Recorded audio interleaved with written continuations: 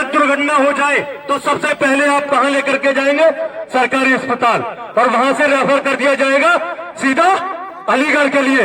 और यही होता आया है और यही होता रहेगा, क्योंकि आने वाले समय में भी यहाँ के जो प्रतिनिधि हैं उनके पास ऐसा कोई खाका नहीं है कि आने वाले समय में हम क्षेत्र के विकास के लिए इन अस्पतालों की सुविधाएं करेंगे।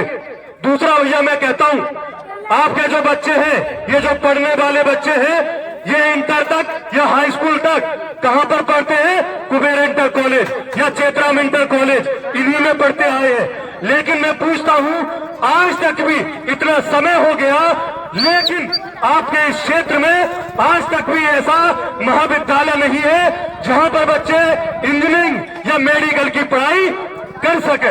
एक भी आपके पूरे क्षेत्र में 4.5 लाख आबादी के क्षेत्र में एक भी राजकीय महाविद्यालय नहीं है। आप चाहे पूरे क्षेत्र में घूमकर देख लीजिए भैया, ऐसा लगता है अभी हमारे भारत को आजाद हुए 75 साल नहीं हुए, मात्र 5 साल हुए।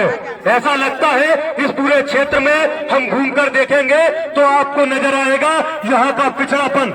जबकि आप जानते हैं एक समय वो भी था जब आपका नरोरा की वजह से इस क्षेत्र का नाम था। गाजियाबाद एक कस्बा हुआ करता था, लेकिन आज गाजियाबाद कहां पहुंच गया और आज आपका क्षेत्र कहां पर है? मेरठ कहां पहुंच गया, नोएडा कहां पहुंच गया, गुरुग्राम कहां पहुंच गया, लेकिन आपका क्षेत्र उसी बदहाली में, उसी पिछड़ेपन में, और वो तरस रहा है कि यहां से कोई ऐसा आएगा, क्षेत्र से आवाज उठेगी और क्षेत्र में विकास होगा, और विकास के लिए तरस रहा है। तीसरा भैया मैं कहता हूं, यहाँ पर जो लड़के तैयारियां करते हैं, यूपी कांस्टेबल की जगह निकली है, लगातार लड़के इन्हीं सड़कों पर दौड़ते हैं, पोल बनाकर इन्हीं पर लटकते हैं। कभी आपने सोचा कि आज तक भी हमारे इस पूरे क्षेत्र में एक भी खेलकूद का मैदान यानी स्टेडियम नहीं है? आज तक आपने नहीं सोचा।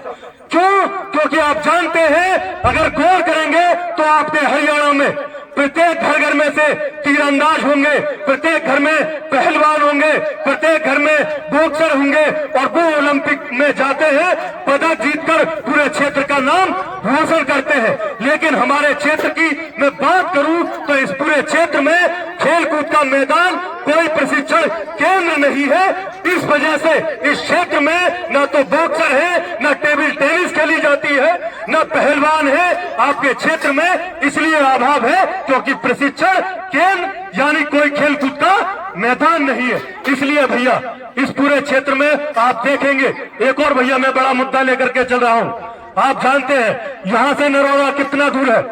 कितना दूर है भैया? कितना? 12 किलोमीटर।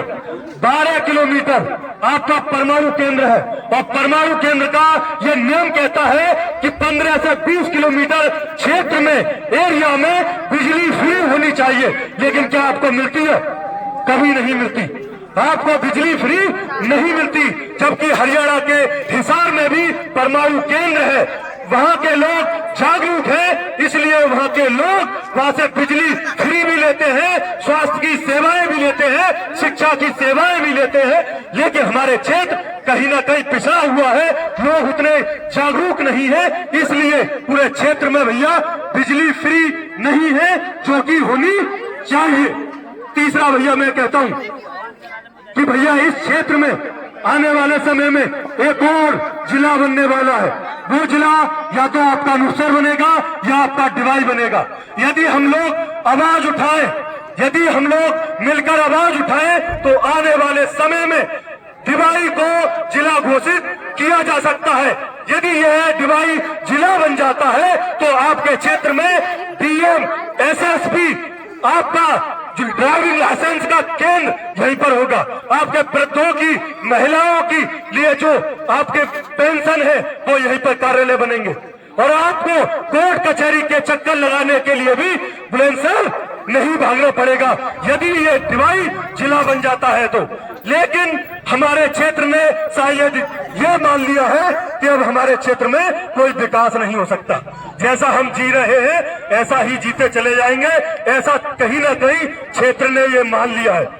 लेकिन मैं पूछना चाहता हूं, यदि हम आवाज उठाए, भैया बहुत बड़ा एग्जांपल दे रहा हूं, ये 20वीं सभा है, 20वीं सभा का ये फर्क पड़ा है कि आपके डिवाइन में जो अस्पताल है उसमें सुविधाएं आने लगी है, उसमें डॉक्टरों की नियुक्ति के लिए लोगों ने आवाज उठानी स्टार्ट कर दी है, उसमें अब लोग खोलने की भी प्रक्रिया चलने लगी है। तो आवाज उठाने से सब कुछ होता है। आप सभी जानते हैं, माँ भी तब तक दूध नहीं पिलाती जब तक बच्चा रोता नहीं है। इसलिए हम क्षेत्र से यदि हम आवाज न उठाए तो यहाँ पर आप जिस तरीके से देख रहे हैं, आने वाले समय में भी ऐसा ही होगा। हमने तो जो बुजुर्ग है अपना जीवन काट लिया है।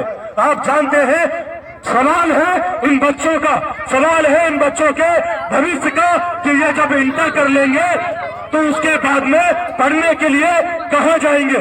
सवाल ये है, और इस सवाल को मैं लगातार पूरे क्षेत्र में, हर गांव में, हर चौराहे पर लगातार उठा रहा हूं। लगातार मेरा यही प्रयास है कि गांव-गांव से जिस दिन ये आवाज उठने लगेगी कि हमारे क्षेत्र में विकास के लिए, जिस दिन नेताओं से सवाल पूछेंगे कि आपने हमारे स्वास्थ्य के लिए, शिक्षा के लिए, खेलकूद के मैदान के लिए, आपने औद्योगिक क्षेत्र के लिए, हमारे बच्चों के भविष्य के लिए, रोजगार के लिए क्या किया, जिस दिन हम ये सवाल पूछने लग जाएंगे उस दिन क्षेत्र में विकास होगा, होगा, होगा, ऐसा मेरा मानना है भैया। इतनी बातों को कहकर के मैं अपनी बातों को विराम देता हूं। आपने मुझे इतने प्यार सम्मान से सुना, उसके लिए बहुत बहुत धन्यवाद।